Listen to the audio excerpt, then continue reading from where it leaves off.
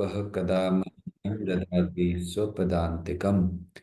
वन्देऽहं श्रीगुरौ श्रीयुतपदकमलं श्रीगुरून् वैष्णवांश्च श्रीरूपं साग्रजातं सहगण रघुनाथान्वितं तं सजीवं साद्वैतं सावधूतं परिजनसहितं कृष्ण चैतन्य देवं श्रीराधा कृष्ण पादां सहगण ललिता श्री विशाखान्वितांश्च। हे कृष्ण करुणा सिंधु दीन बंधु जगतपते गोपेश गोपिका कांत राधा कांत नमस्तुते। तप्त कांचन गौरांगी राधे वृंदावनेश्वरी वृषभानुसुते देवी प्रणमामि हरिप्रिये। वाञ्छाकल्पतरुभ्यश्च कृपा सिन्धुभ्यैव च पतितानां पावनेभ्यो वैष्णवेभ्यो नमो नमः। नमः ओं विष्णुपादाय कृष्णप्रेष्ठाय भूतले श्रीमते भक्तिवेदांत स्वामिनिति नामिने नमस्ते सारस्वती देवे गौरवाणी प्रचारिणे निर्विशेष शून्यवादी पाश्चात्य देशतारिणे। जय श्री कृष्ण चैतन्य प्रभो नित्यानंद श्री अद्वैत गदाधर श्रीवासादि गौर भक्त वृंद।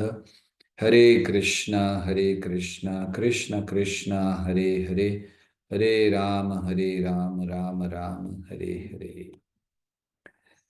हरे कृष्णा। स्वागत है आप सबका।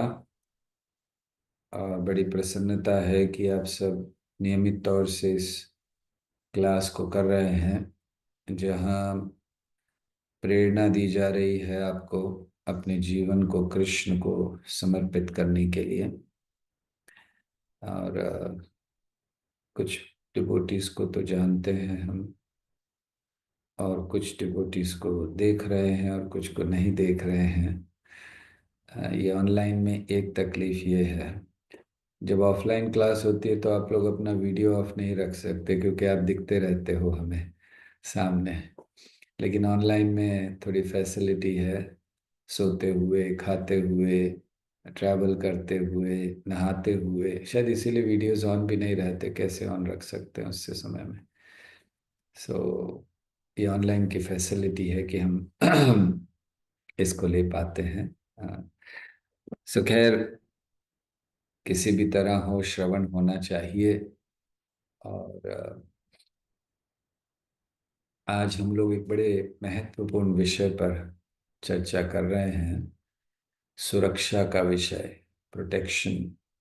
कैसे कृष्ण का प्रोटेक्शन, कृष्ण की जो सुरक्षा है, और हम जिन लोगों पर, जिन चीज़ों पर सुरक्षा का आश्रय लेते हैं या सुरक्षा की आशा रखते हैं, तो कैसे ये सुरक्षा प्रदान होती है, इस पर आज चर्चा करेंगे थोड़ी बहुत। साधारणतः जगत में देखते हैं कि लोग बहुत तरीकों से अपनी सुरक्षा की कामना करते हैं, सुरक्षा का प्रयास करते हैं। जैसे मान लीजिए शरीर की सुरक्षा करनी है, तो स्वाभाविक है कुछ हो जाए तो डॉक्टर के पास जाते हैं, सोचते हैं वही भगवान है, वही हमें बचा सकता है। या कभी कभी उससे पहले भी लोग कुछ ट्रेनिंग लेते हैं सेल्फ डिफेंस की, कि कभी कुछ हो तो हम अपने आप को बचा सकें, कुछ हथियार चला सकें। लोग कुछ सिक्योरिटी सिस्टम्स लगाते हैं घरों में, अलार्म होने चाहिए, कैमरास होने चाहिए, ताकि कुछ तकलीफ हो तो हम बच सकें। अ, या जो लोग अफोर्ड कर सकते हैं, वो लोग बॉडी गार्ड्स रखते हैं कि कुछ हो नहीं, हमारी बॉडी को प्रोटेक्ट किया जाए। तो ऐसे अलग अलग तरीके से लोग अपने शरीर की रक्षा करना चाहते हैं, या कभी कभी कानूनन तौर से लोग रक्षा करना चाहते हैं। या आजकल ये सोशल मीडिया का समय है, तो एक टर्म नया आया है, साइबर सिक्योरिटी। साइबर सिक्योरिटी मतलब किस तरह से हमारा जो चीज़ें ऑनलाइन है उसको रक्षा की जाए।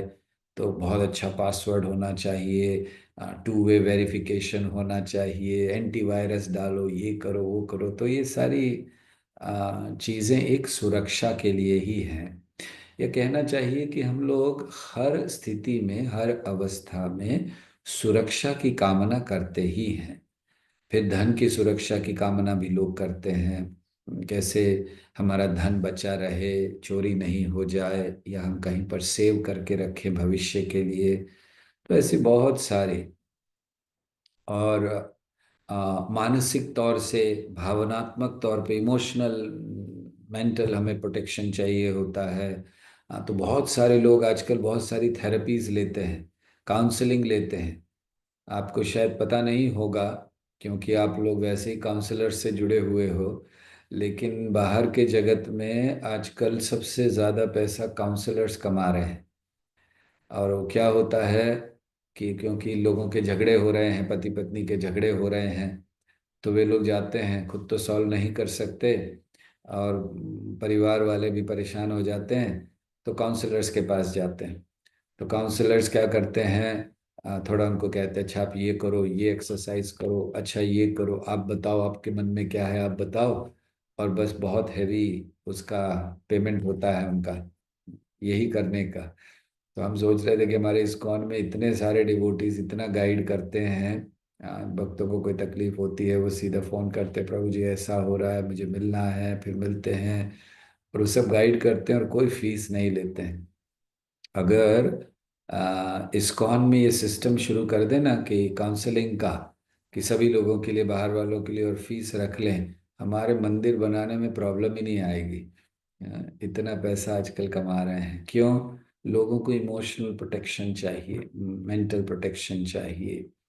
तो इस तरह से अलग अलग जगह पर लोग प्रोटेक्शन की कामना करते हैं, धन के द्वारा का रक्षा की कामना, लीगल सिस्टम के द्वारा, मेडिकल एडवांसमेंट के द्वारा, कि अब हमने सब कुछ खोज लिया है, कुछ नहीं होगा। जैसे अभी भी कैंसर से लोग डरते हैं, लेकिन कैंसर का भी इलाज हो गया है। तो अब लोगों को उससे भी डर नहीं लगता कि ठीक है, हो गया, थोड़ी तकलीफ होगी लेकिन ठीक हो जाएंगे। आ, लेकिन फिर नई बीमारियां आ जाती हैं। तो ये जो हम सुरक्षा लेते हैं, चाहे धन के माध्यम से हो, चाहे कुछ मेडिकल एडवांसमेंट में हो, या अन्य कहीं से भी, ये जानना चाहिए कि ये सुरक्षाएं सीमित हैं, और ये टेम्परेरी है। ये शाश्वत रूप से सुरक्षा नहीं है, इनकी भी सीमा है। तो शाश्वत सुरक्षा हमें केवल कृष्ण प्रदान करते हैं, और कृष्ण गारंटी देते हैं, सर्वधर्मान परित्यज्य माम एकम शरणम व्रज, अहम त्वाम सर्व पापेभ्यो मोक्षयिष्यामि मा शुचः। कि तुम डरो नहीं, मैं तुम्हें सारे पापों से मुक्त करूंगा, मैं तुम्हारी रक्षा करूंगा। हम्म। तो कृष्ण अपने भक्तों की रक्षा करते हैं, वो कोई टेम्परेरी रक्षा नहीं है, या सीमित नहीं है, कृष्ण की कोई सीमा नहीं है। लेकिन किन भक्तों की रक्षा वो करते हैं? वैसे तो कृष्ण हर एक की रक्षा कर रहे हैं।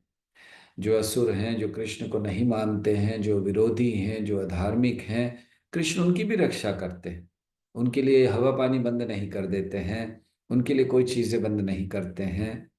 लेकिन विशेष करके उन लोगों के प्रति जिन्होंने श्री कृष्ण के समर्पण करने का प्रण लिया है, जिन्होंने ये सोच लिया है कि श्रद्धा उत्पन्न कर ली है कि हमें श्री कृष्ण से सुरक्षा चाहिए, तो उन लोगों के लिए विशेष करके श्री कृष्ण कई प्रकार से सुरक्षा देते हैं। जैसे जब हम शरणागति की बात करते हैं, शरणागति का अर्थ क्या है? शरणागति का अर्थ है कि जीवन में उसकी शरण में जाना जो सही दृष्टि में शरण देने योग्य है। बाकी लोगों की हम शरण लेते हैं, कोई धनवान व्यक्ति है, कोई डॉक्टर है, कोई लॉयर है, इन लोगों की हम शरण लेते हैं क्योंकि इनके पास थोड़ा बहुत कृष्ण का अंश मात्र, कहना चाहिए कृष्ण के ऐश्वर्य है। लेकिन जो भक्त ये जान जाता है कि सही सुरक्षा कृष्ण दे सकते हैं, तो वो समर्पण करता है, समर्पण का प्रयास करता है। मान लीजिए अभी हमने समर्पण करना प्रारंभ किया, उस समय से भी कृष्ण जो 6 समर्पण के लक्षण दिए जाते हैं, दरअसल वो 6 प्रकार हैं कि कैसे कृष्ण हमारी सुरक्षा करते हैं। भक्ति विनोद ठाकुर बहुत सुंदर तरीके से उन 6 लक्षणों को अनुकूलस्य संकल्पः प्रतिकूलस्य वर्जनम रक्षेष्यत इति विश्वासो गोप्तृप्ते वर्णन तथा आत्मनिक्षेप कार्पण्यो षड्विधा शरणागति। तो इन 6 लक्षणों को भक्ति विनोद ठाकुर बहुत अच्छे से अपने एक भजन में गाते हैं। दैन्य आत्मनिवेदन गोप्तृते भरान अवश्य रक्षिबे कृष्ण विश्वास पालन। तो वे कहते हैं कि किस प्रकार से हमारा ये जो श्री कृष्ण है वो हमारा कैसे रक्षा कर रहे हैं। तो 6 लक्षण इसमें दिए गए हैं। अनुकूलस्य संकल्पः, जब हम भगवान की भक्ति करने का प्रयास करते हैं, शरण जाने का प्रयास करते हैं, और विशेषतः जब हम ये सोच लेते हैं कि हमें अपना जीवन कृष्ण को देना है। प्रभुपाद समझाया करते थे कि हर जीवन में हमें माता पिता मिले हैं और कृष्ण हर जीवन में हमारे माता पिता रहे हैं, अर्थात वो हमेशा माता पिता हैं। वो माता पिता हैं, हमें हर जीवन में मिलते हैं। तो एक जीवन हमें कृष्ण को माता पिता स्वीकारना है। इसका अर्थ ये नहीं है कि अपने माता पिता को हमें नकार देना है, कि उनको कह देना है कि आप हमारे माता पिता ही नहीं हो। नहीं, इसका अर्थ है कि कृष्ण को सच्चे माता पिता के रूप में स्वीकारना है। एक जन्म, हमने बहुत सारे जन्म बहुत सी चीजों के लिए दिए हैं। जैसे मान लीजिए हमने एक जन्म अपना दिया होगा केवल भोग करने में, हम लोगों ने जीवन भर भोग किया होगा, मरते दम तक भोग किया होगा। जैसे आजकल भी कई लोग होते हैं, आ, वो मरते मरते भी कुछ भोग की वस्तु मांग कर मरते हैं। हमें बारंबार एक ये घटना याद आती है कि हम एक बार हरिद्वार में थे और हमने देखा कि हरिद्वार में एक शराब की दुकान है। एक्चुअली होनी नहीं चाहिए हरिद्वार में, लेकिन एक शराब की दुकान थी। उसके बाहर 2 लड़के खड़े थे, कुर्ता पजामा पहने थे सफेद, तो लग रहा था कि जैसे श्राद्ध व्राद्ध किया होता है ना, तो आए होंगे। और वो शराब की बोतल ले लेके, बियर की बोतल ले लेके बांट रहे थे लोगों को। हमने कभी ऐसा श्राद्ध नहीं देखा था जीवन में कि लोग ऐसा भी श्राद्ध करते हैं। तो हमने जब पूछा उनको जाकर, बड़ा आश्चर्य हुआ। आप भी सोचिए, अगर आपको पता चले कि कोई खड़ा होकर शराब बांट रहा है, लोगों को बुला बुला कर, अरे आओ ले जाओ, तो आपको कैसा लगेगा। अब खिचड़ी बांटते हैं ठीक है, कपड़े बांटते हैं, कंबल बांटते हैं, ये तो सब देखा है। अब शराब बांट रहे हैं। तो हमने उनको पूछा, तो उन्होंने कहा कि दरअसल हमारे पिताजी की मृत्यु हो गई है। तो हमने कहा फिर शराब क्यों बांट रहे हो। तो उन्होंने कहा कि मरने के समय, मरते में वो मांग रहे थे थोड़ा सा पीने के लिए, और हम लोग दे नहीं पाए, उस समय थी नहीं। तो अब हम उनकी संतुष्टि के लिए शराब बांट रहे हैं। हमने कहा आपके पिताजी तो मर गए शराब पी पी के, अब बाकियों को आप मार रहे हो। तो खैर, आ, तो जाते जाते भी वो भोग की भावना रह गई। तो इसीलिए हम लोग भी, अभी हमको सुनकर हंसी आ रही है कि अरे कैसा व्यक्ति है जाते जाते शराब मांग रहा है। हम लोगों में भी रहे होंगे हम लोग पिछले जन्म में। तो कई जन्मों में हमने इन तरह के जीवन को जिया है। किस तरह के, किसी जन्म में हमने बहुत भोग कर लिया, किसी जन्म में हम बड़े ज्ञानी बन गए होंगे, किसी जन्म में हम बड़े बहुत बड़े अमीर व्यक्ति बने होंगे। तो ये सब कई जन्मों में हुआ।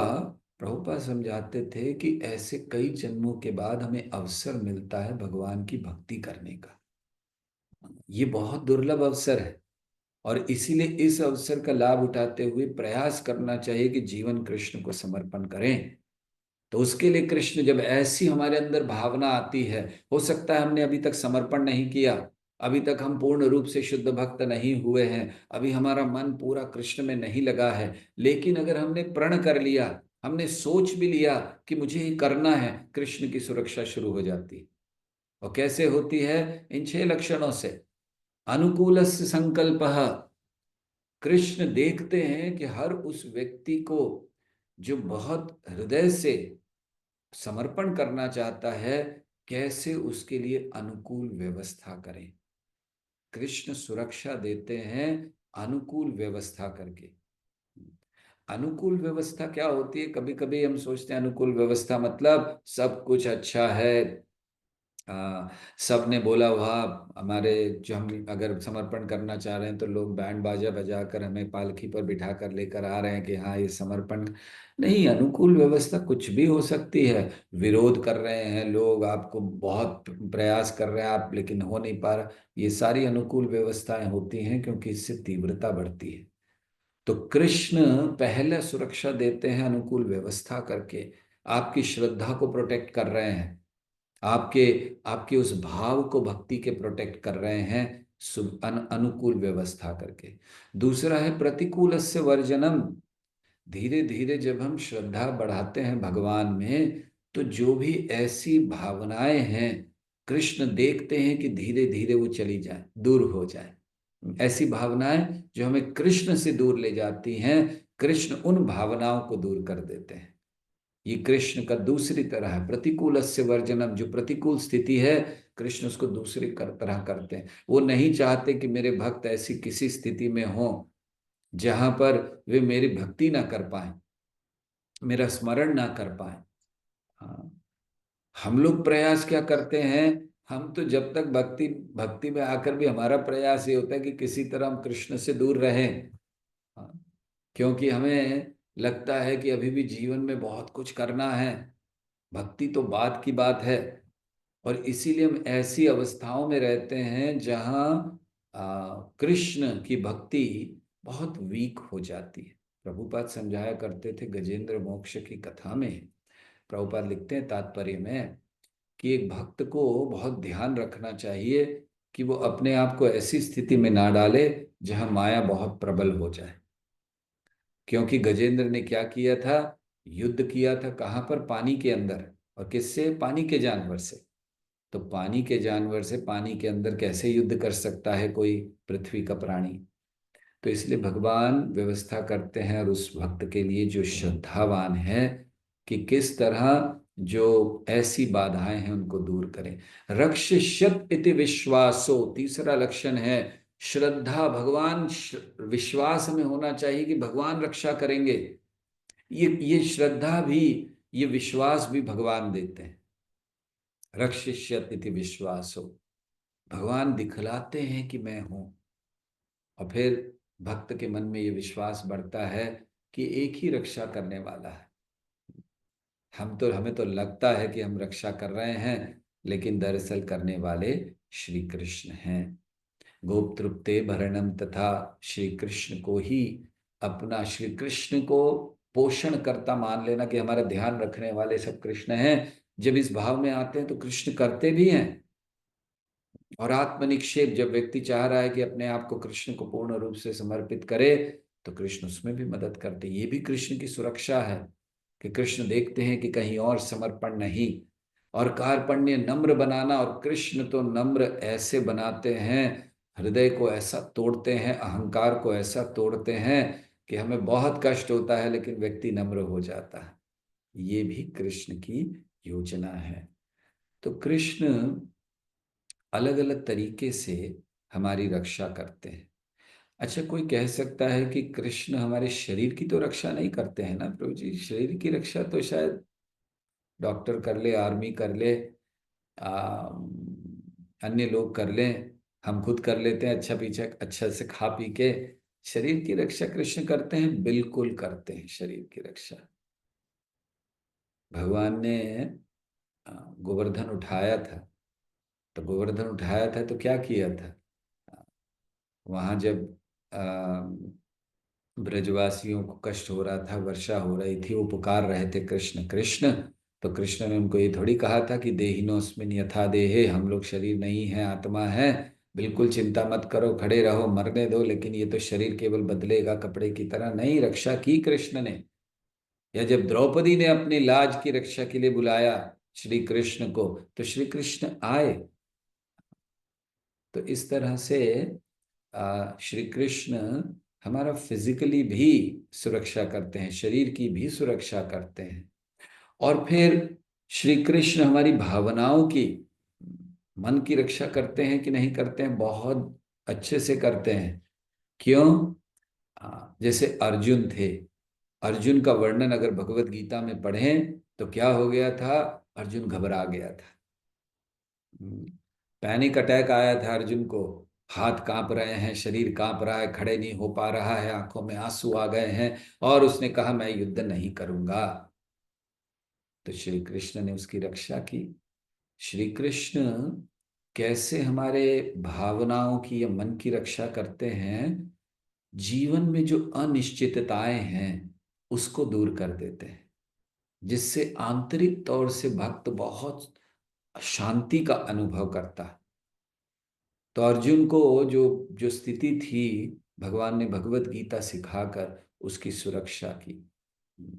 तो श्री कृष्ण जितने भी भय होते हैं, दुविधाएं होती हैं, उनको दूर कर देते हैं भक्त के हृदय से, ताकि भक्त पूर्ण समर्पण कर सके भगवान को। फिर श्री कृष्ण आध्यात्मिक सुरक्षा प्रदान करते हैं। कैसे आध्यात्मिक सुरक्षा? आत्मा की रक्षा करते हैं कि कहीं वो भौतिक भोगों से प्रभावित होकर कहीं चली नहीं जाए। इसीलिए भगवान हमेशा मार्ग निर्देशन करते रहते हैं। प्रहलाद महाराज थे, उनके पिताजी कितना उनको मारने का प्रयास कर रहे थे, लेकिन आ, नरसिंहदेव आए और उन्होंने सुरक्षा की। क्यों? क्योंकि प्रहलाद महाराज को श्रद्धा थी। आ, हमारे जीवन में सबसे बड़ा खतरा क्या है? अगर हम लोग देखते हैं, हम लोग सुरक्षा चाहते हैं तो खतरों से डरते, अरे कहीं बस का एक्सीडेंट ना हो जाए हमारा, कहीं हमारा धन ना चला जाए, कहीं हम बहुत ज्यादा बीमार ना हो जाएं, ये खतरे लोगों को लगते हैं। लेकिन हमें जानना चाहिए कि जीवन में सबसे बड़ा खतरा क्या है? कृष्ण को भूल जाना। और ये जो भौतिक भोग है, ये जो इनका एक जाल है कहना चाहिए, माया जाल, उसमें फंस जाना। माया जाल को आप इंग्लिश में इंटरनेट भी कह सकते हो। माया जाल, नेट मतलब जाल, तो ये जाल पड़ा हुआ है। तो इससे कृष्ण सुरक्षा देते हैं उन भक्तों को जिन जो श्रद्धा है, जिनमें भक्ति है। आ, तो इसीलिए देखिए, हम जब जीवन में चाहे हम अच्छी स्वास्थ्य के लिए हम डॉक्टर के ऊपर आश्रित हों, लेकिन डॉक्टर हो सकता है थोड़ा सा स्वास्थ्य अच्छा कर दे, लेकिन वो आपके बुढ़ापे को नहीं रोक सकता, आपकी मृत्यु को नहीं रोक सकता। ऐसा कोई डॉक्टर नहीं हुआ है जो आप क्लेम कर रहा है कि आप आइए मेरे पास, चाहे कैसे भी स्थिति में हो, मैं देखूंगा कि आप मरे नहीं। हर डॉक्टर यही कहता, भाई हम तो हमारी सीमा, हम जितना कर सकते हैं करेंगे, बाकी तो फिर ऊपर वाले के हाथ में है। तो डॉक्टर्स भी हमें थोड़ी बहुत स्वास्थ्य दे सकते हैं, लेकिन वो हमारी बढ़ती हुई उम्र, वृद्धावस्था या मृत्यु को रोक नहीं सकते। पुलिस वाले हैं, वो लोग बहुत अच्छे कानूनन व्यवस्था बनाए रख सकते हैं, लेकिन कानूनन व्यवस्था बनाकर भी ऐसा तो नहीं है कि इतने सालों से पुलिस है फिर भी सारे अपराध बंद हो गए हैं। कहीं ऐसा हुआ? किसी देश में ऐसा हुआ? बड़े बड़े आगे बढ़े हुए देशों में भी ऐसा नहीं होता कि पुलिस है इसलिए कोई अपराध नहीं होगा। अपराध फिर भी हो रहे हैं, सीमा है पुलिस वालों की। या फिर हम लोग वकीलों के ऊपर आश्रित होते हैं कि हमें न्याय मिलेगा, लेकिन वो भी हर क्षण में न्याय नहीं प्रदान कर सकते। तो ये सब जो चीजें हैं, ये क्षणिक रक्षा के लिए हैं, उनकी सीमाएं हैं। लेकिन जो भगवान है श्री कृष्ण, उनकी कोई सीमा नहीं है रक्षा करने के लिए। तो श्री कृष्ण को परम रक्षक कहा गया है। जैसे वो परम ईश्वर है, ईश्वर परमः कृष्ण, ऐसे ही कृष्ण को परम रक्षक कहा गया, मतलब इनके परे और कोई रक्षा नहीं कर सकता। तो ऐसा क्यों है? श्री कृष्ण परम रक्षक क्यों हैं? श्री कृष्ण परम रक्षक हैं क्योंकि उनकी जो रक्षा है वो इस भौतिक जगत के परे है। कृष्ण केवल शरीर की, केवल आपके कानून की, केवल आपके भावनाओं की नहीं, श्री कृष्ण आत्मा की रक्षा करते हैं। और कैसे करते हैं? शाश्वत तौर से। भौतिक जगत में रक्षा थोड़े समय के लिए है, खत्म हो जाती है, भगवान की रक्षा कभी खत्म नहीं होती। और वो जब रक्षा करते हैं तो उसमें कोई कंडीशन नहीं होती, उनका अनकंडीशनल प्रेम है। उसके लिए कोई वो उन्होंने शर्त नहीं रखी है, ऐसे करोगे तो ऐसे करूंगा, ऐसे प्रेम करूंगा, नहीं, वो सुरक्षा सबको प्रदान करते हैं। तो ये श्री कृष्ण का सुरक्षा है, जैसे अर्जुन को किया, पांडवों को किया। और सबसे महत्वपूर्ण उनकी सुरक्षा क्या है कि श्री कृष्ण हमारे जीवन से जितने भी कर्मों के फल हैं उनको हटा देते हैं। ये सुरक्षा केवल कृष्ण दे सकते हैं। हमें देवी देवता जो हैं वो केवल कर्म के अनुसार या थोड़ा बहुत कुछ आपको दे देते हैं कि चलिए ठीक है, लेकिन हमारे कर्मों को समाप्त नहीं कर सकते, वो केवल कृष्ण कर सकते हैं। तो इसीलिए कृष्ण हर अवस्था में हमारी रक्षा करते हैं, ये विश्वास हमें उत्पन्न करना चाहिए। और जब कृष्ण की सुरक्षा है तो हमें बिल्कुल कोई घबराने की आवश्यकता नहीं होनी चाहिए, चाहे इस जन्म में या अगले जन्म में। सो एक बड़ा सुंदर उदाहरण हम लोग भागवत में पढ़ते हैं, जहाँ युद्ध हो गया। हम सब जानते हैं कि श्री कृष्ण ने युद्ध में पांडवों की रक्षा की, क्योंकि पांडव उनके समर्पित भक्त हैं। और और जब युद्ध हो गया, अब कृष्ण जाने वाले हैं, तो उत्तरा भागी भागी कृष्ण के पास आ रही हैं। अश्वत्थामा ने एक ब्रह्मास्त्र चला दिया था, और वो ब्रह्मास्त्र था कि आखिरी वंश जो पांडवों का है उत्तरा के गर्भ में परीक्षित महाराज थे, वो भी समाप्त हो जाए, ताकि उनका कोई नाम लेने वाला ना रहे। तो ब्रह्मास्त्र चलाया था। तो ब्रह्मास्त्र तो ऐसा है कि उसका कोई तोड़ नहीं है, उसको कोई बचा नहीं सकता उससे। तो जब उत्तरा को पता चला, उत्तरा ने देखा, तो उत्तरा भागे भागे आई हैं। पाहि पाहि महायोगिन देव देव जगतपते, कृष्ण की ओर भाग रही है। अब देखिए, एक कृष्ण की ओर तो वो भाग रही हैं, वहां पर सब खड़े हैं, पांडव भी खड़े हैं उस समय, अर्जुन है, युधिष्ठिर है, भीम है, सब खड़े हैं, अन्य भी लोग खड़े हैं। उत्तरा ने ये नहीं सोचा कि अर्जुन मुझे अब बचा सकते हैं, उत्तरा ने ये नहीं सोचा कि भीम बचा देंगे, बड़े शक्तिशाली हैं। वो सीधे कृष्ण के पास गई। पाहि पाहि महायोगिम देव देव जगतपते न अन्यत पश्येत। वो कहती हैं कि मैं किसी और को नहीं देख रही हूं इस समय जो मेरी रक्षा कर सके। अरे क्यों नहीं देख रहे हो? ये अर्जुन खड़े हैं, भीम खड़े हैं, ये बड़े शक्तिशाली हैं, नहीं, ये नहीं अब बचा सकते। तो ये बहुत सुंदर उदाहरण है, जहां वो कहती हैं कि आपके अलावा कोई और मेरी रक्षा नहीं कर सकता, मेरे मेरे गर्भ को बचाइए। मैं अपनी चिंता नहीं है, लेकिन मैं अपने बालक को नहीं मरने देना चाहती। वो जानती थी उत्तरा कि अगर कोई मुझे मारने आ रहा है अस्त्र शस्त्र से, अर्जुन रक्षा कर लेगा, लेकिन ये जो मेरा बच्चा ये गर्भ के अंदर है, इसको केवल कृष्ण बचा सकते हैं। और कृष्ण ने, हम सब जानते भी हैं, जैसे ही कृष्ण ने सुना उत्तरा भागी भागी आई हैं, एक कृष्ण रथ पर थे और वही कृष्ण फिर प्रवेश कर गए उत्तरा के गर्भ में। और कैसे गए श्री कृष्ण? आ, वर्णन है कि श्री कृष्ण चक्र और गदा लेकर गए थे। वहां किससे युद्ध करना है अंदर गर्भ में, लेकिन फिर भी श्री कृष्ण लेकर गए। तो ये आचार्यगण समझाते हैं कि क्यों ले गए श्री कृष्ण गदा और चक्र अंदर, वहां कौन है युद्ध करने के लिए? तो बताते हैं कि जब कृष्ण बचाना चाह रहे थे परीक्षित महाराज को, तो वो इतने आतुर थे कि मुझे बचाना, मेरे भक्त की रक्षा करनी है। इसलिए नहीं कि वो केवल पांडवों का वंशज है, इसलिए कि वो एक आगे महान भक्त बनने वाला है, आगे चलकर भगवान रक्षा करना चाह रहे थे। तो बड़ी आतुरता में वो अस्त्र शस्त्र भी ले गए, वो चक्र भी ले गए, गदा भी ले गए, कि कहीं अगर जरूरत पड़ी तो उसको इस्तेमाल करेंगे, लेकिन रक्षा जरूर करेंगे। तो ये कृष्ण की सुरक्षा, वो अंदर चले गए। तो देखिए, इसमें हम लोग इस प्रसंग में देखते हैं कि आ, ब्रह्मास्त्र जो है तो सबसे खतरनाक अस्त्र है, बहुत शक्ति है उसमें, लेकिन कृष्ण की इच्छा के सामने कोई ब्रह्मास्त्र कार्य नहीं करता। और किसकी रक्षा की श्री कृष्ण ने? उस बच्चे की जिसका भी जन्म नहीं हुआ। जिस बच्चे का जन्म नहीं हुआ वो कैसा होता है, वो अपना कोई रक्षा नहीं कर सकता। उसको कोई भी कुछ भी चाहे वो कर सकता है। अभी गर्भ में है, उसकी क्या शक्ति है, वो क्या कर सकता है। लेकिन भगवान इतने कृपा करते हैं कि वो उस बच्चे को भी, जो अभी जिसका जन्म भी नहीं हुआ है, जो अपने आप की बिल्कुल रक्षा नहीं कर सकता, भगवान उसके लिए तैयार खड़े। तो कृष्ण की सुरक्षा ये हमारे भौतिक या कहना चाहिए मन के, जो हमारा मस्तिष्क है, इसके परे है। कैसे वो रक्षा करते हैं ये केवल वो जानते हैं।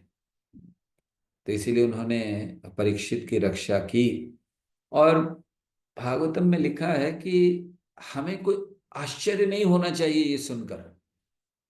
क्या सुनकर कि अरे कृष्ण गर्भ में चले गए, उत्तरा के गर्भ में प्रवेश कर दिया और वहां पर उन्होंने परीक्षित के रख। कोई चिंता नहीं, इसको सुनकर कोई आश्चर्य नहीं होना है। क्यों? कृष्ण है ही ऐसे। कृष्ण खुद अजन्मा है, लेकिन इस भौतिक जगत को प्रकट करते हैं, उसको बनाए रखते हैं और उसका संहार करते हैं। तो कृष्ण की कोई सीमा नहीं है सुरक्षा की। तो वे अलग अलग रूपों में आते हैं, धर्म की स्थापना करते हैं, भक्तों की रक्षा करते हैं। तो कृष्ण इस प्रसंग में, उत्तरा के प्रसंग में हम देखते हैं कि कैसे कृष्ण रक्षा करते हैं अपने भक्तों की। उनको कोई कारण नहीं चाहिए, केवल भक्त ने पुकारा। कैसे? बड़ी गंभीरता से, प्रामाणिकता से। जैसे उत्तरा ने पुकारा, जैसे द्रौपदी ने पुकारा, भगवान तुरंत आते हैं। हमें भी श्री कृष्ण को अगर पुकारना है तो इसी भाव में पुकारना चाहिए, इतनी गंभीरता से पुकारना चाहिए। भगवान की जो शक्ति है वो ये भौतिक शक्तियों के परे है। कोई ब्रह्मास्त्र, कोई भौतिक शक्ति भगवान को चुनौती नहीं दे सकती। इसीलिए हमें भगवान की सुरक्षा में अपने आप को रखना चाहिए। हमारी श्रद्धा होनी चाहिए। कैसी श्रद्धा होनी चाहिए? चाहे दुनिया इधर की उधर हो जाए, हमें यह विश्वास होना चाहिए कि हमारी सुरक्षा केवल कृष्ण कर रहे हैं। हाँ, एक एक सुंदर उदाहरण है। एक महिला, बूढ़ी महिला रहा करती थी, गरीब थी। तो उसके घर के बगल में ही एक उसके जो पड़ोसी रहता था वो बड़ा नास्तिक था। हाँ, लेकिन वो देखता था कि जो बुढ़िया है, इसको बड़ी श्रद्धा है भगवान में। हर समय भगवान से मांगती रहती है या जो भी भगवान की प्रार्थना करती है। तो एक दिन ऐसा हुआ कि बुढ़िया के पास कुछ खाने के लिए नहीं था। तो बूढ़ी महिला सोच रही है, पूरा दिन हो गया कुछ नहीं खाया। तो अब उसने सोचा कि मैं भगवान से प्रार्थना करती हूँ इसके लिए। तो उसने भगवान को प्रार्थना की कि भगवान, कुछ खाने के लिए नहीं है, कुछ बनाने के लिए कुछ भेज दो, कुछ दाल चावल कुछ इत्यादि आ जाए तो बहुत अच्छा है। जब वो प्रार्थना कर रही थी तो उसका पड़ोसी सुन रहा था। तो पड़ोसी ने कहा कि अब इसको दिखाना चाहिए, इसकी सारी श्रद्धा आज मैं तोड़ दूंगा। तो उसने क्या किया, वो गया मार्केट में और खरीद कर ले आया। वो चावल ले आया, दाल ले आया और बहुत सारी चीज लाके उसने दरवाजे पे रख दी और चला गया। तो बुढ़िया ने दरवाजा खोला और उसने देखा तो उसको बड़ा अच्छा। बुढ़िया ने कहा, अरे भगवान, आपने इतना सारा मेरे लिए व्यवस्था कर दिया, आपने ये सब भेज दिया। तो तुरंत सामने आया। उसने कहा, बिल्कुल नहीं, ये तुम्हारे भगवान ने नहीं भेजा है, ये मैं खरीद कर लाया हूं, मैंने तुम्हें दिया है। तो वो बुढ़िया ऊपर देखकर कहती है, भगवान आपकी लीला अपरंपार है। हाँ, आपने केवल मुझे दिया ही नहीं, और उसका जो खर्चा है वो ऐसे नास्तिक से करवाया आपने, ये कितनी अच्छी बात है। तो ये श्रद्धा है, हमारी श्रद्धा टूटनी नहीं चाहिए कि कोई आकर कहे कि अरे भगवान नहीं होते हैं, ये नहीं होते हैं, भगवान कहाँ रक्षा करेंगे, मैं रक्षा करूंगा। कोई भी। सो हमें जो शारीरिक रक्षा है, किस चीज की हमें रक्षा की कामना करनी चाहिए? हमें अपने शरीर, अपने मन से ज्यादा हमें अपनी भक्ति की सुरक्षा की कामना करनी चाहिए। क्योंकि बाहरी ये जो भौतिक खतरा है ना, इससे बड़ा खतरा है आध्यात्मिक खतरा। क्योंकि बाहरी खतरे जो हमें आते हैं, वो तो हमारे पूर्व कर्मों के अनुसार हैं। और जब हमारे वो कर्म, जो गलत कर्म है, उनका प्रभाव खत्म हो जाता है तो फिर वो नहीं होता, कोई कोई भी हमें खतरा नहीं होता। लेकिन जो आध्यात्मिक खतरे हैं, ये जान लीजिए हमारे कर्मों से नहीं आते हैं। ये बहुत महत्वपूर्ण बात हमें सीखनी है। ये जो खतरे हैं, जैसे हमने कहा, जो बाहरी भौतिक खतरे आते हैं, पूर्व कर्मों से आते हैं, और उनको हम कुछ नहीं कर सकते। अब कर्मों के अनुसार आ रहा है, कुछ नहीं, जैसे देखो भक्तों में भी बीमार हो जाते हैं, कुछ हो जाता है, तो हम कुछ नहीं कर सकते। लेकिन जैसे ही उनका प्रभाव, कर्मों का फल खत्म होता है, वो चले जाते हैं। लेकिन आध्यात्मिक खतरा क्या है, ये कैसे आता है? ये हमारे, जो हम इस समय में चुनाव करते हैं, क्या हम करेंगे, उसके अनुसार आता है आध्यात्मिक खतरा।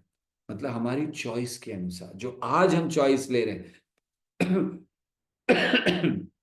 पिछले जन्म में हमने क्या किया, उसके पहले क्या किया, वो तो हमारे कर्म है, उससे हमें बहुत कुछ मिल जाता है इस जगत का, भौतिक चीजें। लेकिन जो आध्यात्मिक खतरे आ रहे हैं, बाधाएं आ रही हैं, वो हमारी चॉइसेस पे हैं। हमने क्या चुना। हमें सब कुछ मिल रहा है, हम उसको गंभीरता से ले रहे हैं कि नहीं ले रहे, ये हमारी चॉइस है। आपको प्रवचन दिया जा रहा है, आपको ट्रेनिंग दी जा रही है, लेकिन आप उसको गंभीरता से ले या नहीं ले, आपकी चॉइस है। कोई आपको बाध्य नहीं कर सकता। तो जो चॉइसेस हम लोग, जो निर्णय हम लोग लेते हैं, जो चुनाव हम लोग जीवन में करते हैं, उससे आध्यात्मिक खतरा आता है। और कब तक रहता है? जब तक हम गलत चुनाव करते रहते हैं, ये खतरा बना रहता है। तो इसीलिए हमें जीवन में सही चुनाव करना है, ताकि हम इस आध्यात्मिक खतरे से बचे रहें। तो ध्यान रखना है कि हमें ये जो बाहरी भौतिक खतरा आ रहा है, कि शरीर को इत्यादि, उस सबसे ज्यादा महत्वपूर्ण है आध्यात्मिक खतरा, और हम उससे बचें। कृष्ण के सुरक्षा की ओर बढ़े। कृष्ण को प्रार्थना करें, प्लीज प्रोटेक्ट मी। जब ये शब्द कहा जाता है प्रोटेक्ट, तो प्रोटेक्ट की स्पेलिंग होती है PROTECT। ये प्रोटेक्ट शब्द भी बतलाता है कि कृष्ण कैसे हमारी रक्षा करते हैं। ये प्रोटेक्ट शब्द से भी हम सीख सकते हैं। तो जैसे मान लीजिए प्रोटेक्ट है, पहला उसका वर्ड है P। तो कृष्ण कैसे हमारी रक्षा करते हैं? पर्सनली। P को पर्सनली। कृष्ण, ऐसा नहीं है कि वो, जैसे लोग सोचते हैं कि नहीं वो तो दिखाई नहीं देते हैं, भगवान तो दरअसल है नहीं, वो सामने नहीं आते। नहीं, कृष्ण व्यक्तिगत रूप से करते हैं। ऐसा नहीं है कि नहीं करते, व्यक्तिगत रूप से करते हैं। हाँ, गोवर्धन उठाया ना उन्होंने, तो व्यक्तिगत रूप से ही तो किया। उस समय उन्होंने थोड़ी बोला कि ठीक है मैं कुछ करता हूँ, मैं किसी को बुलाता हूँ। नहीं, व्यक्तिगत रूप से भी करते। तो पहली सुरक्षा कृष्ण करते हैं व्यक्तिगत रूप से अपने भक्तों की। अब गोवर्धन उठाना एक बहुत सुंदर लीला, और ये हमारे लिए उदाहरण है कि कैसे उन्होंने अपने ब्रजवासियों को बचाने के लिए खुद किया। इसीलिए वो कहते हैं वहामी अहम, मैं खुद करता हूँ, उनका बोझ मैं खुद उठाता हूँ, कृष्ण ने कहा है इसको। तो पहला वो सुरक्षा प्रोटेक्ट में प्रोटेक्ट करते हैं, पी है, वो है पर्सनली, व्यक्तिगत रूप से। जैसे अर्जुन को रक्षा की, जैसे ब्रजवासियों की रक्षा की, ऐसे भगवान स्वयं करते। तो क्या हमारी करेंगे? वो तो कृष्ण अर्जुन की कर दी होगी, ब्रजवासियों की कर दी हो, हमारी भी करेंगे। वो श्रद्धा होनी चाहिए, वो विश्वास होना चाहिए। दूसरा शब्द है प्रोटेक्ट में आर। आर शब्द कहता है कि कैसे भगवान सुरक्षा करते हैं। पी तो पर्सनली कर दिया, आर क्या है? रिप्रेजेंटेटिव। भगवान अपने प्रतिनिधि भेजते हैं। अगर भगवान हमारी सुरक्षा करना चाहते हैं तो वो स्वयं आते हैं, अलग अलग समय में अवतार लेते हैं। और दूसरा, अपने भक्तों को भेजते हैं, रिप्रेजेंटेटिव, प्रतिनिधि उनके आते हैं। तो वो रक्षा करते हैं। जैसे देखिए पांडवों के जीवन में भी हम लोग देखें, कुछ समय जैसे अर्जुन की भगवान ने व्यक्तिगत रूप से रक्षा कर ली। लेकिन कभी कभी, जैसे जब पांडवों को लाक्षागृह में जलाया जाने वाला था, तो उनकी मदद किसने की? विदुर जी ने की। विदुर ने किसी को भेजा, जाओ जाओ सही से उनको समझा देना, ये सब होगा। तो विदुर जी के द्वारा। तो विदुर जी वहां श्री कृष्ण के प्रतिनिधि बन गए। रक्षा श्री कृष्ण कर रहे हैं लेकिन विदुर जी के माध्यम से। और फिर जैसे आचार्य गण आते हैं, ये जितने भी हमारे आचार्य गण हैं ये कृष्ण के प्रतिनिधि हैं, जो हमें इस भौतिक जगत से हमारी रक्षा करने के लिए आए हैं। तो कृष्ण स्वयं आते हैं, अलग अलग समय में अवतार लेते हैं, नहीं तो दूसरा है रिप्रेजेंटेटिव, अपने भक्तों को भेजते हैं, अपने प्रतिनिधि को भेजते हैं, जाओ रक्षा करो। शिल प्रभुपाद आए। शिल प्रभुपाद किस लिए आए? हमारी रक्षा करने के लिए। आज हम लोग कृष्ण का विषय सुन रहे हैं। हाँ, देखिए कितनी महत्वपूर्ण बात है कि हम कृष्ण का विषय सुन रहे हैं, कृष्ण की रक्षा के विषय में सुन रहे हैं। लेकिन अगर प्रभुपाद ने आकर ये मार्ग न दिया होता तो आज हम कहाँ बैठे होते? आप लोग एक मिनट के लिए विचार कीजिए कि कृष्ण ने कैसे सुरक्षा की है इस समय, नहीं तो हम लोग कहाँ होते? हाँ, कोई शराब पी रहा होता, कोई सिगरेट पी रहा होता, कोई कहीं कुछ खराब कर रहा होता, कोई किसी को मार रहा होता, क्या क्या नहीं कर रहे होते, कितने पाप हम लोग कर रहे होते। तो प्रभुपाद ने रक्षा की, हमें मार्ग दिया। तो ये दूसरा है कि वे रिप्रेजेंटेटिव। तीसरा प्रोटेक्ट में आता है ओ। हमें लगता है कि ये सुनते सुनते कम से कम आप लोग प्रोटेक्ट की स्पेलिंग तो याद कर ही लोगे, और स्पेलिंग के साथ साथ हर एक शब्द का अर्थ भी। पी मतलब पर्सनली कृष्ण रक्षा कर रहे हैं मेरी, आर मतलब रिप्रेजेंटेटिव के रूप में कर रहे हैं, गुरु को भेजा है, आचार्यों को भेजा है। और ओ शब्द से होता है ओमनी प्रेजेंस। ओमनी प्रेजेंस मतलब कृष्ण सर्वत्र रहकर हमारी रक्षा करते हैं। जैसे द्रौपदी का ही उदाहरण ले लें, तो द्रौपदी का उदाहरण क्या है? कृष्ण ने कैसे रक्षा की? वहां तो नहीं थे कृष्ण, ना ही उनके कोई प्रतिनिधि उस समय उसकी रक्षा कर रहे थे, सब बैठे थे वहां पर, लेकिन कोई भी नहीं कर रहे थे, सबने सर झुका लिए, भीष्म ने सर झुका लिए, पांडवों ने सर झुका लिए। द्रौपदी रक्षा की कामना कर रही है, तो श्री कृष्ण ने अपने वहां पर, हालांकि उस समय वो थे द्वारका में, लेकिन फिर भी वहां पहुंचकर उन्होंने रक्षा की। ये कृष्ण का ओमनीपोटेंसी, या कहना चाहिए कि उनके सर्वत्र रहने की शक्ति। तो कृष्ण सर्वत्र है, तो इसीलिए वो रक्षा कर सकते हैं। तो ये नहीं सोचना चाहिए कि मैं अकेला हूं, यहाँ पर कोई है नहीं, कोई प्रतिनिधि भी नहीं है मेरी रक्षा करने के लिए, कृष्ण को कहाँ देखूं, कहाँ अंधकार में। नहीं, कृष्ण हर जगह है, वो रक्षा करेंगे। केवल उनको द्रौपदी के भाव में पुकारना सीखना है हमें।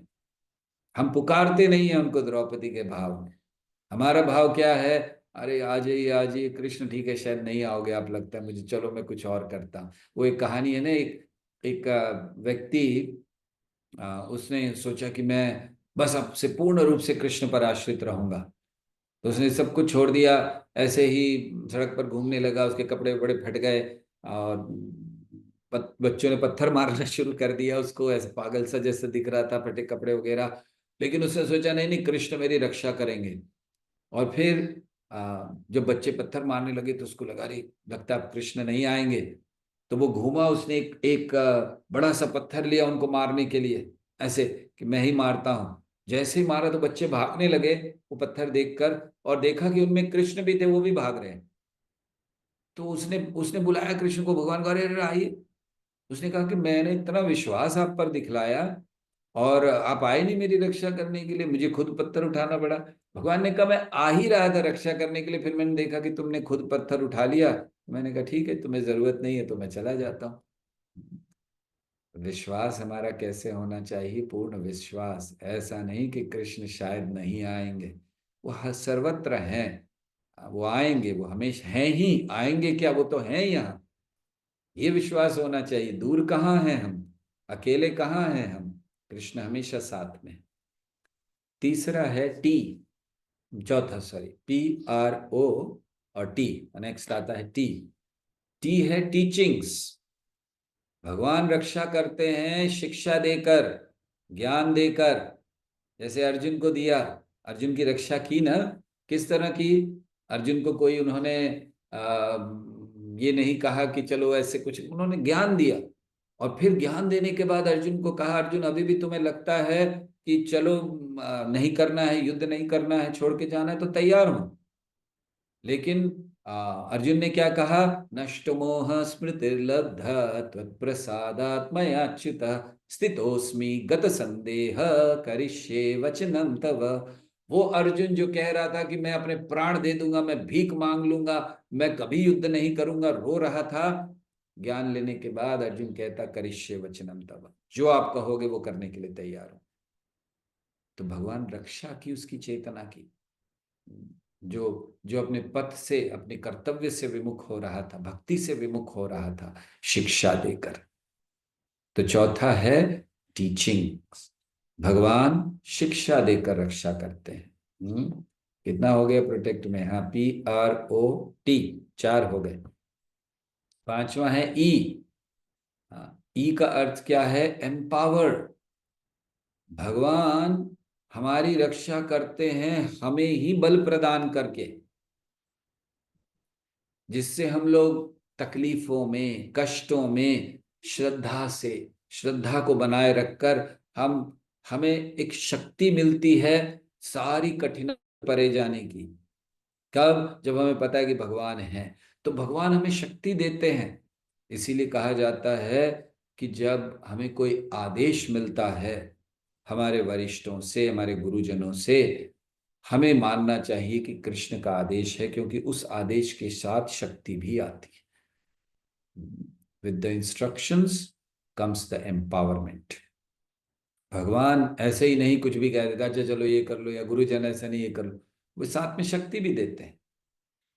तो कृष्ण सुरक्षा करते हैं हमें अपने अंदर ही, हमारी इनर स्ट्रेंथ को बढ़ाकर, आंतरिक बल को वो बढ़ा देते हैं हमारे, इतना बढ़ा देते हैं कि हम कुछ भी, देखिए आप देखिए इस जगत में, या आप इस्कॉन में देख लीजिए, आज इतने सारे मंदिर बन रहे हैं, इतने सारा प्रचार हो रहा है। कौन कर रहे हैं? यंग लोग कर रहे हैं, 25 साल, 30 साल, 40 साल के व्यक्ति हैं, उम्र है उनकी, और वो इतना बड़ा बड़ा काम कर रहे हैं। कैसे कोई कर सकता है जब तक भगवान शक्ति प्रदान ना करें? तो एम्पावरमेंट, ये ई आता है प्रोटेक्ट का। और फिर सी। सी होता है, कहना चाहिए कि भगवान कॉम्बिनेशन ऑफ ऑल, जो भी हमने अभी ऊपर कहे हैं इन सब के साथ कॉम्बिनेशन कर सकते हैं, और उसके द्वारा सी मतलब कॉन्फिडेंस प्रदान करते हैं। भगवान विश्वास हमें प्रदान कर देते हैं, किसके द्वारा? ये सब चीजें जब हम देखते हैं, कॉम्बिनेशन होता है, इससे हमें कॉन्फिडेंस आ जाता है कि नहीं, भगवान है। भगवान दिखलाते हैं कि मैं हूं, व्यक्तिगत अनुभव कराते हैं। और आप में से भी हमें विश्वास है कुछ भक्तों का अनुभव होगा, और नहीं होगा तो आ जाएगा, कि कृष्ण विश्वास दिलाते हैं। कष्ट होते, तकलीफें होती हैं, तो वो ऐसा कुछ करते हैं कि हमें लगता है कि वो तो हमारे साथ ही हैं। तो ऐसे कई बार भगवान इन चीजों को करते हैं। तो ये चीज, और आखिरी है टी, प्रोटेक्ट में टी। टी का अर्थ है टाइमलेस। भगवान का जो प्रोटेक्शन है, कृष्ण कैसे प्रोटेक्ट करते हैं? टाइमलेस। ऐसे नहीं कि अभी कर दिया आगे नहीं कर सकेंगे, या पिछले जन्म में किया था इस जन्म में नहीं करेंगे। उनका प्रोटेक्शन टाइम के परे है। वो भगवान भक्तों की रक्षा अनंत काल से करते आ रहे हैं। नित्यो नित्यानाम चेतनस चेतनानाम एको बहुनाम यो विदधाति कामान। कैसे हैं भगवान?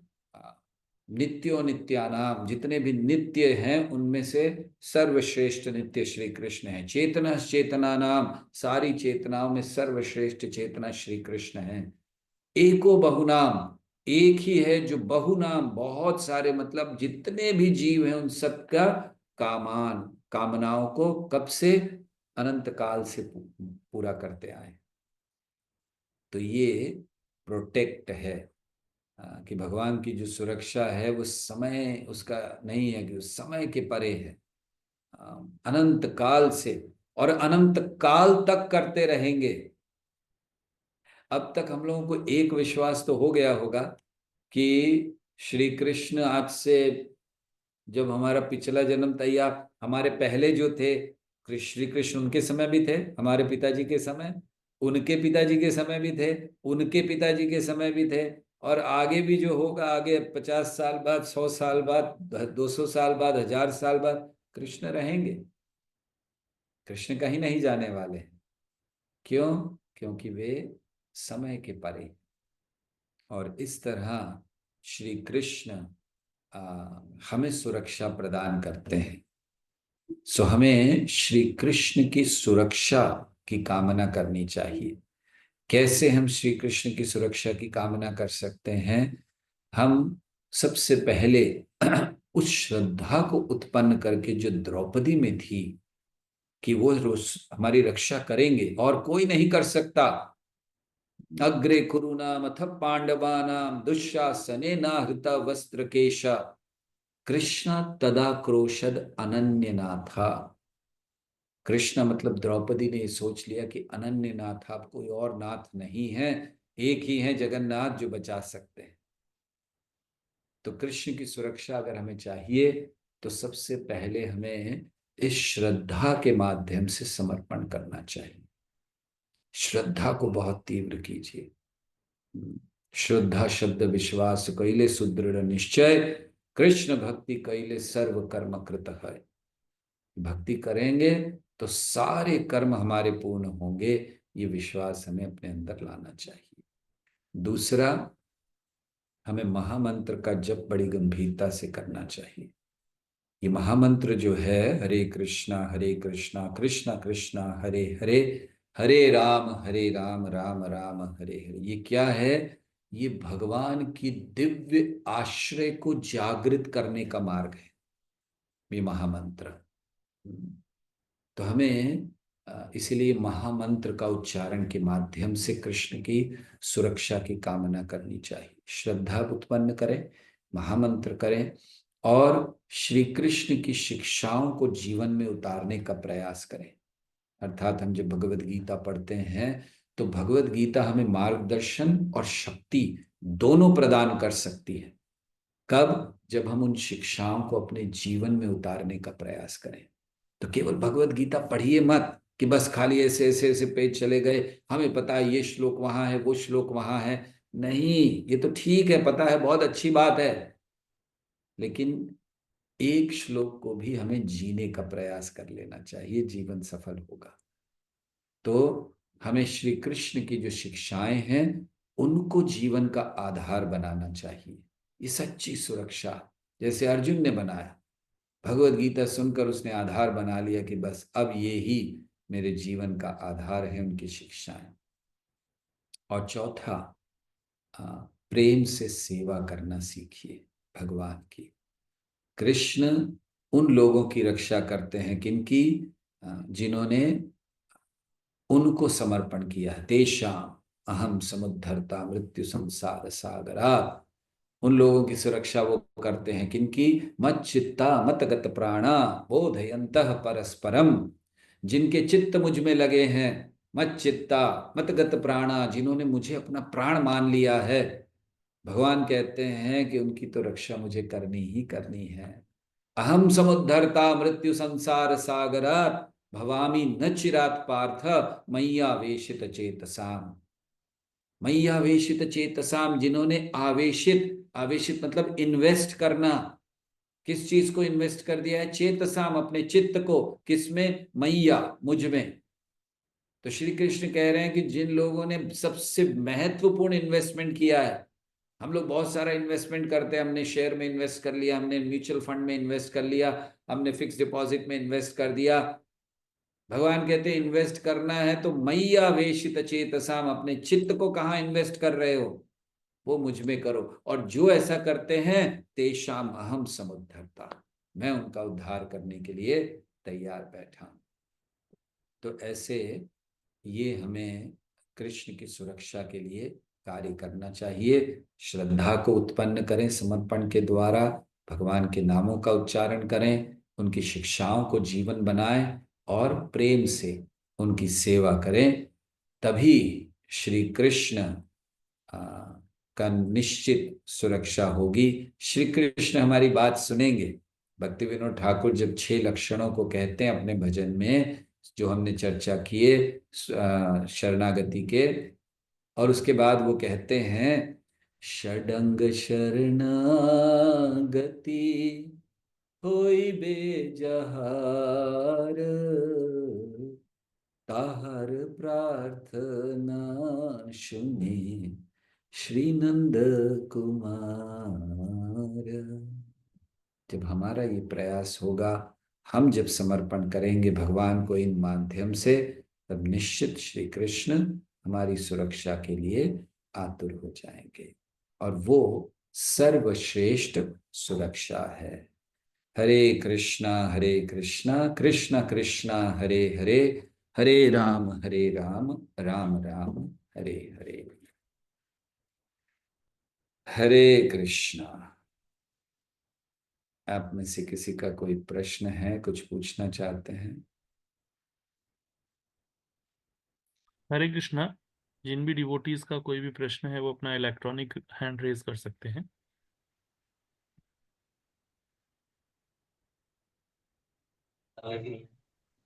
हरे कृष्ण प्रभु। हरे कृष्णा। प्रभु आपने बताया था कि हमको कुछ सिलेक्शन करना चाहिए जो कि हमारा चॉइस है, जो कि हमको भक्ति मार्ग में सही तरीके से लाने के लिए कार्य करेगा। तो वो चॉइस हम किस तरीके से करें, कैसे समझे कि ये सही चॉइस है? हाँ, बहुत अच्छा। आ, देखिए, ऐसा है कि सब कुछ हमारी इच्छा पर आधारित है। जब हम इच्छा से इच्छा करते हैं, इच्छा ना ये बटन की तरह है, स्विच ऑन स्विच ऑफ कर सकते हैं उसको। भक्ति स्विच ऑन, भक्ति स्विच ऑफ। तो बटन होता है ना, तो ऐसे इच्छा है। इच्छा का अर्थ है कि अपनी इच्छा से चूज करना। तो जब हम चॉइसेस की बात करते हैं, तो कभी कभी हम अज्ञानवश, या कभी कभी आदतन, पुरानी आदतें हमारी होती हैं, कभी अज्ञान होता है, कभी वेगों को सहन नहीं कर पाते हैं, और इन सब के चलते हम जानते हुए भी गलत चॉइस कर लेते हैं। गलत चॉइस मतलब, हम दो, देखिए जीवन में दो ही चॉइस है हमारे पास, यहाँ इस जीवन में, या तो कृष्ण या माया, और कोई चॉइस नहीं है। तीसरा कोई चॉइस ही नहीं है। तो कभी कभी जब ये चीजें होती हैं, जैसे हमारी आदतें कुछ हैं, हमारे पूर्व के संस्कार कुछ हैं, हमारे वेगों को हम सहन नहीं कर पा रहे हैं, तो हम गलत चॉइस कर लेते हैं, मतलब माया को चुन लेते हैं। तो अर्थात क्या है, हम ऐसे कार्यों को कर बैठते हैं जो हमें नहीं करने चाहिए, और या फिर हम उनमें बहुत ज्यादा बह जाते हैं। कभी कभी ऐसा होता है कि जो भक्त होते हैं गलत कार्य करते हैं, और फिर जब उसको काफी समय करते रहते हैं, तो फिर मन उनको जस्टिफिकेशन देता है कि तुम जो कर रहे हो एकदम ठीक कर रहे हो। तो इस तरह से हम फिर पूरे पतन का कारण होता है। तो उन चॉइसेस को हम अच्छा कैसे कर सकते हैं कि हम गलत चॉइस ना कर लें। हम अपने वेगों को सहन नहीं कर पाए, हमारी पुरानी आदत के कारण, या पुराने संस्कार के कारण, या भौतिक आकर्षणों के कारण हमने गलत चॉइस कर ली। तो अच्छी चॉइस हम कैसे कर सकते हैं?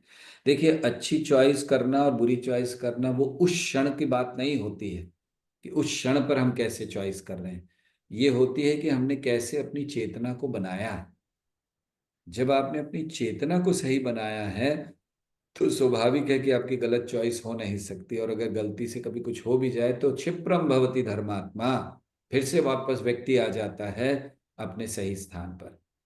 तो इसका अर्थ क्या है? अगर हमें सही चॉइसेस करनी है जीवन में, तो क्या करना चाहिए? सबसे पहले अच्छी चेतना को उत्पन्न करना चाहिए। वो होता है जैसे अच्छे संग के द्वारा, अध्ययन के द्वारा, श्रवण के द्वारा।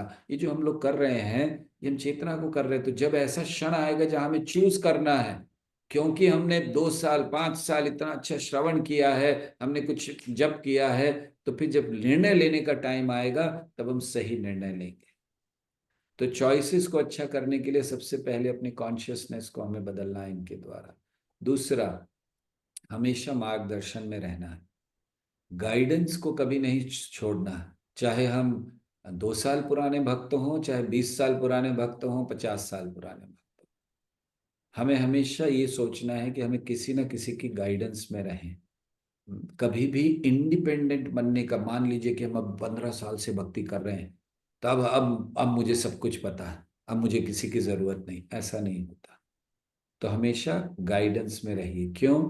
क्योंकि गाइडेड जब हम होते हैं, हमारी जब मानसिकता, मेंटालिटी गाइडेड होती है, हमारे विचार गाइडेड हो जाते हैं।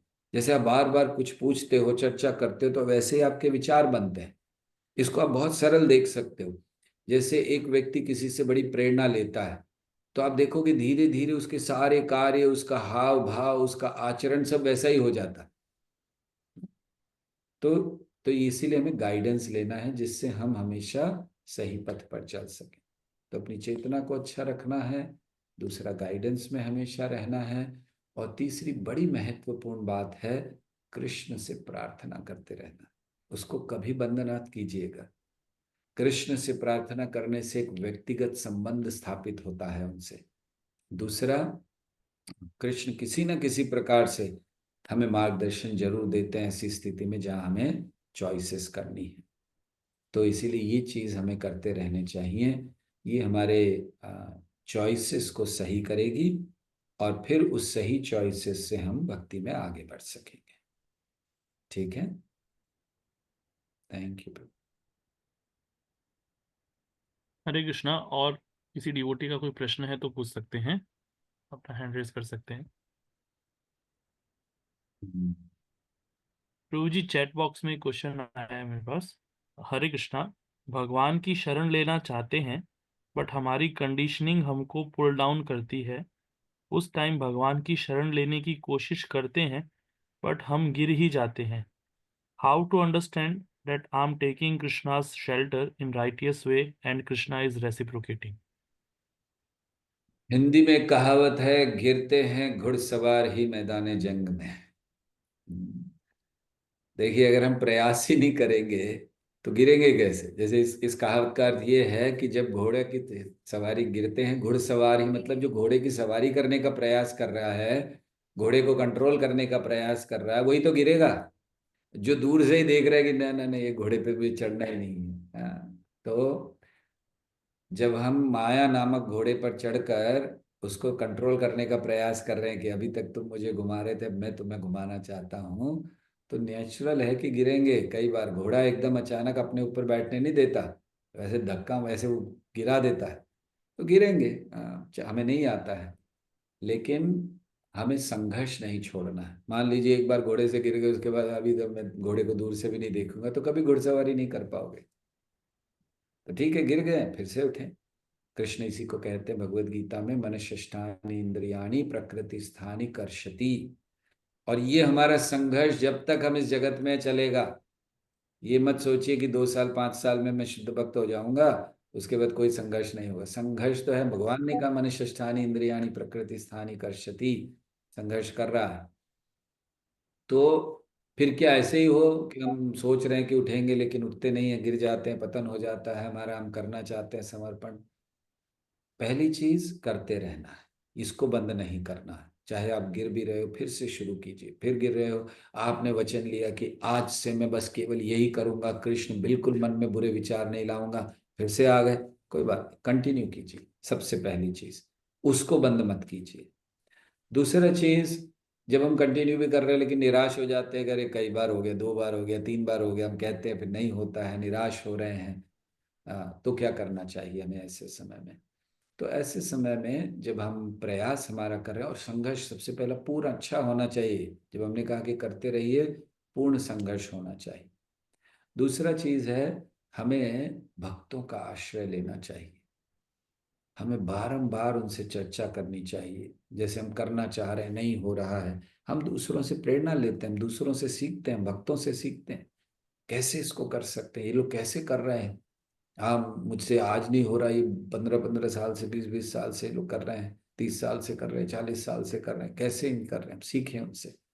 तो आश्रय लेना चाहिए भक्तों का, क्योंकि हम सीखते हैं इस जगत में भी। देखिए, कोई व्यक्ति बिजनेस करना चाहता है, वो शुरू करता है, फेल हो जाता है बिजनेस में, उसका लॉस हो जाता है, वो क्या करता है?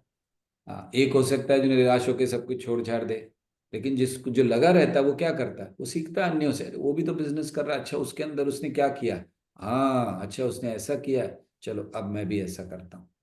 फिर वो कुछ निराश होता, फिर फेल होता, वो कहीं और से सीखता है, उससे और सीखता है। तो हमें अन्यों से सीखना है, इसीलिए शरण लेनी है, आश्रय लेना है भक्तों का, जो हमें सिखा सकें, हमारे प्रयासों को अच्छा कर सकें।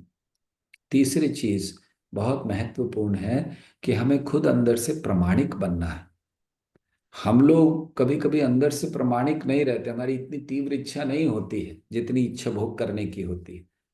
तो उसको भी हमें प्रामाणिक करना। देखिए, जितनी इच्छा को तीव्र करेंगे उतना हमारा पतन कम होगा। कृष्ण को पाने की इच्छा, उसको तीव्र करते जाना है। हो गई है गलती, कोई बात नहीं, दिन भर मान लीजिए कि आपने 24 घंटे में 1 घंटा कुछ गलती कर दी है, 23 घंटे कृष्ण को दीजिए, प्रयास कीजिए। तो धीरे धीरे आप देखोगे कि अगर आपका कृष्ण और माया का ये जो बैलेंस है, तो पहले आप देखोगे कि हमारा जीवन कैसा था, 24 घंटे माया, 0 कृष्ण। फिर धीरे धीरे 1 घंटे कृष्ण, 23 घंटे माया। फिर 2 घंटे कृष्ण, 22 घंटे माया।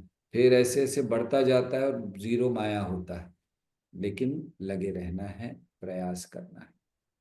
और अपने आसपास का वातावरण, अगर आप बारंबार फेल हो रहे हैं तो आपको देखना है कि आपके आसपास ऐसी कौन सी चीज है जो आपको सफल नहीं होने दे रही है। जैसे उदाहरण के लिए, आ, हमारे मन में कुछ गलत विचार आ रहे हैं बारंबार, और हम कुछ गलत काम करने के लिए प्रेरित हो रहे, कर रहे हैं। क्यों हो रहे हैं? हो सकता है हम बहुत ज्यादा मोबाइल पर बहुत कुछ देख रहे हैं, जिसका प्रभाव पड़ रहा हो हमें नहीं पता है। और तो उसके प्रभाव से चीजें होती हैं। हो सकता है हम ऐसी स्थिति में अपने आप को डाल रहे हों कि जहां हम अपने आप को विड्रॉ ना कर रहे हों। जैसे भगवान उदाहरण देते हैं कछुए का, कि कछुआ जब खतरा देखता है तो अपने सारी इंद्रियों को अपने अंदर खींच लेता है। तो हम शायद वो नहीं कर पा रहे हों। तो अपने आसपास के वातावरण को बदलना है हमें। तो बहुत जल्दी देखिए कि कहाँ मेरे से क्यों गलती हो रही है, क्योंकि हमें होना नहीं चाहिए। हम कृष्ण को पाने चाह रहे हैं, कोई बाधा नहीं आनी चाहिए। क्यों आ रही है? हो सकता है आसपास का वातावरण हमने ऐसा रखा है। जैसे मान लीजिए कि आप बहुत ज्यादा अकेले रहते हो, तो स्वाभाविक है अकेले रहने से वो भावनाएं बहुत तीव्र हो जाती है, कुछ करने की भावना, गलत करने की भावना आ जाती है। तो हम देखें कि ठीक है, ये कारण है, चलो अभी भक्तों के संग में रहे। आप बहुत ज्यादा मोबाइल पर रहते हो और उसमें बहुत कुछ देखते रहते हो। जैसे मोबाइल पर हमने सोचा कि अच्छा हम लेक्चर सुनेंगे, अब वो यूट्यूब पे लेक्चर चल रहा है, साइड में कुछ फिल्म का कुछ आ गया, थोड़ा वो भी देख लिया, और थोड़ा ये भी देख लिया। उसके बाद पता चला कि लेक्चर तो कहाँ गया पता नहीं, वो बाकी सारी चीज़ें हो रही। तो हम क्या क्या कर रहे हैं इसको भी हमें देखना चाहिए, किन लोगों के संग में हैं, कैसे पुस्तकें पढ़ रहे हैं, क्या क्या हम देख रहे हैं, इन चीज़ों को भी हमें ध्यान रखना चाहिए। ठीक है। ओके, आखिरी क्वेश्चन, 7:45 हो गया ऑलमोस्ट। मनीष प्रभु। हरे कृष्ण विद्यार्थी प्रणाम। हरे कृष्ण। प्रभु से भगवान का दिव्य आश्रय जागृत करने का मार्ग है हरे कृष्ण महामंत्र आपने से बताया, तो थोड़ा सा इसको और एक्सप्लेन करेंगे इस तथ्य को, किस प्रकार से दिव्य आश्रय जागृत होता है। ओके, बहुत अच्छा। जो हमने कहा, जब जब हम लोग जप करते हैं तो ये भगवान का दिव्य आश्रय जागृत करने का मार्ग है। इसीलिए हमें भगवान का नाम का जप अच्छी तरह से करना चाहिए। तो कैसे है ये दिव्य आश्रय कैसे करता है? क्योंकि महामंत्र क्या है? जब हम महामंत्र को, उसके अर्थ को, उसके भाव को समझ कर करते, वैसे तो अगर ना भी करें तो भी लाभ तो होना है। प्रभुपाद कहते हैं even a dog can chant. लेकिन जब हम उसके भाव को समझते हैं कि हम क्या कर रहे हैं, हम प्रार्थना कर रहे हैं कि अपनी सेवा में हमें लगाइए। तो ये प्रार्थना क्या है? ये प्रार्थना शरण लेने की प्रार्थना। एक सेवा किसकी करना चाहते हैं? स्वामी की। स्वामी किसको मानते हैं? जिसकी शरण जाते हैं। तो इसीलिए पहला मार्ग दिव्य आश्रय इसीलिए जागृत करने का मार्ग है क्योंकि ये हम सेवा की कामना कर रहे हैं। दूसरा, भगवान और भगवान के नाम में अंतर नहीं है। अभिन्नत्वम नाम नामिनः। क्योंकि भगवान और भगवान के नाम में अंतर नहीं है। आप जितना नाम ले रहे हो उतना व्यक्तिगत संग कर रहे हो श्री कृष्ण का, और उसके माध्यम से उनके आश्रय की ओर बढ़ रहे हैं। क्योंकि हम भगवान का संग कर रहे हैं, भगवान की ओर जा रहे हैं। तो जितना हम नाम लेते हैं, क्योंकि नाम और भगवान में अंतर नहीं है, ये हमें श्री कृष्ण के आश्रय की प्रेरणा देता है। तीसरी चीज, ये नाम लेने का मतलब क्या है? ये शुद्धिकरण की प्रक्रिया भी है ना। एक तो कृष्ण है, कृष्ण से संपर्क हो रहा है, और होने से क्या हो रहा है? शुद्धिकरण की प्रक्रिया है। तो शुद्धिकरण का अर्थ क्या है? प्योरिटी, प्योरिफिकेशन का अर्थ क्या है? प्योरिफिकेशन का एक ही अर्थ है कि हमारी जो कृष्ण भावनामृत है, जो सुप्त अवस्था में है, हम आज कृष्ण को प्रेम नहीं कर पा रहे हैं। प्योरिफिकेशन का अर्थ है हृदय से वो सारी चीजों को हटाना और कृष्ण के आश्रय की ओर ले जाना। तो जब हम अच्छी तरह से जप करते हैं, हृदय शुद्ध होता है, तो फिर वो कहाँ जाता है? श्री कृष्ण की ओर, आश्रय में। इसीलिए हरि नाम ये दिव्य आश्रय को जागृत करने का मार्ग है। ठीक है, ओके। बहुत बहुत धन्यवाद आप सबका। आशा करते हैं कि आप सब इस विश्वास को जागृत करेंगे कि श्री कृष्ण ही एकमात्र आश्रय हैं, एकमात्र रक्षक हैं। अन्य सब सीमित और क्षणिक हैं। हरे कृष्ण। हरे कृष्ण। हरे कृष्णा। सो प्रभु जी ने आज काफ़ी अच्छे से हमें प्रोटेक्शन भगवान ही देने वाले हैं, अल्टीमेट प्रोटेक्टर कृष्णा, तो उसके विषय में बताया। और एक्रोनिम प्रोटेक्ट प्रोटेक्ट है, उसको प्रभु जी ने लेटर टू लेटर हमें एक्सप्लेन किया, और किस तरह से भगवान हमें प्रोटेक्ट करते हैं या प्रोटेक्शन भगवान का हमारे तक कैसे आएगा, उसको भी प्रभु जी ने बताया। और अंत में प्रभु जी ने काफ़ी प्रैक्टिकल तरीके से हमारे प्रश्नों के आंसर दिए। तो हम प्रभु जी का धन्यवाद करेंगे कि प्रभु जी ने अपना समय निकाल के अपना संग सानिध्य दिया। So by loudly chanting one time Hare Krishna महामंत्र प्रभु जी।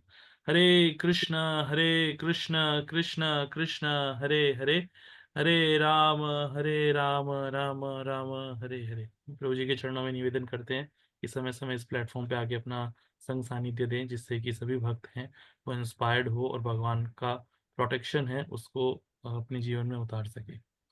और इसके साथ साथ ही एक महत्वपूर्ण सूचना है कि जैसे हमारी अभी ऑनलाइन क्लासेस होती है, तो उसके साथ ही हमारा बीएसएस कैंप है वो ऑर्गेनाइज किया जा रहा है।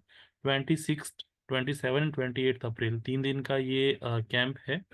ये कैंप ऋषिकेश और हरिद्वार में हो रहा है। ये आईएमपीएम जोन में जो नॉर्थ विंग के डिवोटीज हैं उनके लिए ऑर्गेनाइज हो रहा है। North wing means to say Noida, greater Noida, greater Noida west और जेवर एंड झांसी और नागपुर। इन डिवोटीज के लिए 26 से 28 अप्रैल को 3 दिन का बीएसएस कैंप ऋषिकेश और हरिद्वार में ऑर्गेनाइज हो रहा है। और इसका रजिस्ट्रेशन फी है 1000 रुपीज़ एक्सक्लूडिंग ट्रैवल। ट्रैवल है वो आप अपने तरीके से करेंगे, जिस भी मीन्स जिस भी वे से आप आ रहे हैं, बट 1000 रुपीज़ है वो वहाँ का अकोमोडेशन और प्रसादम का लक्ष्मी है। और इसका रजिस्ट्रेशन कैसे कर सकते हैं? आपके काउंसलर के थ्रू उनसे डिस्कस करके वो आपको अप्रोच करेंगे तो इसका रजिस्ट्रेशन कर सकते हैं। और इसके साथ ही महाराष्ट्र के जो डिवोटीज हैं उनके लिए, एक्सेप्ट नागपुर, महाराष्ट्र के जितने भी डिवोटीज हैं उनका बीएसएस कैंप मई में होगा। तो इसकी उसकी इंफॉर्मेशन नेक्स्ट क्लास के अंदर दी जाएगी। तो सभी भक्तों से अनुरोध है कि जिस तरह से ऑनलाइन यहाँ पे हमारी क्लासेस होती है, तो उसमें हम कभी आ पाते हैं, कभी नहीं भी आ पाते, हमारा कैमरा ऑफ भी हो सकता है, बट हमें बहुत अच्छा संग सानिध्य मिलेगा 3 दिन हमारे को सीनियर डिवोटीज के साथ रहने का, उनसे सीखने का, और ये इंस्पिरेशन जिससे कि हम आगे भक्ति में बढ़ सके, अपना जीवन है वो भगवान की सेवा में समर्पित कर सके। तो ये बहुत अच्छा मौका है। तो सभी डिवोटी से अनुरोध है कि वो इस कैंप में ज़रूर ज़रूर आए। अपनी जो डेट्स हैं वो अपनी कैलेंडर में इस तरह से ब्लॉक कर ले इस कैंप के लिए। और आप सभी का पार्टिसिपेट करने के लिए बहुत बहुत धन्यवाद। और जो डिवोटीज आपके संपर्क में, आप जिनको जानते हैं और जो क्लासेस में नहीं आ पा रहे हैं, उनको भी आप इंस्पायर करें। और सभी डिवोटीज अपना अटेंडेंस है वो ज़रूर मार्क करें गूगल फॉर्म में, जिससे कि ये अटेंडेंस आपके काउंसलर्स को प्रॉपर तरीके से आगे फॉरवर्ड की जा सके। So thank you so much. Next Friday को इसी समय मिलेंगे हम इसी प्लेटफॉर्म पे। सो हरे कृष्णा कृष्ण कृष्ण हरे हरे, हरे राम राम राम हरे हरे। वाञ्छाकल्पतरुभ्यश्च कृपा सिन्धुभ्येव च पतितानां पावनेभ्यो वैष्णवेभ्यो नमो नमः। अनंत कोटि वैष्णव भक्तवृंद की जय।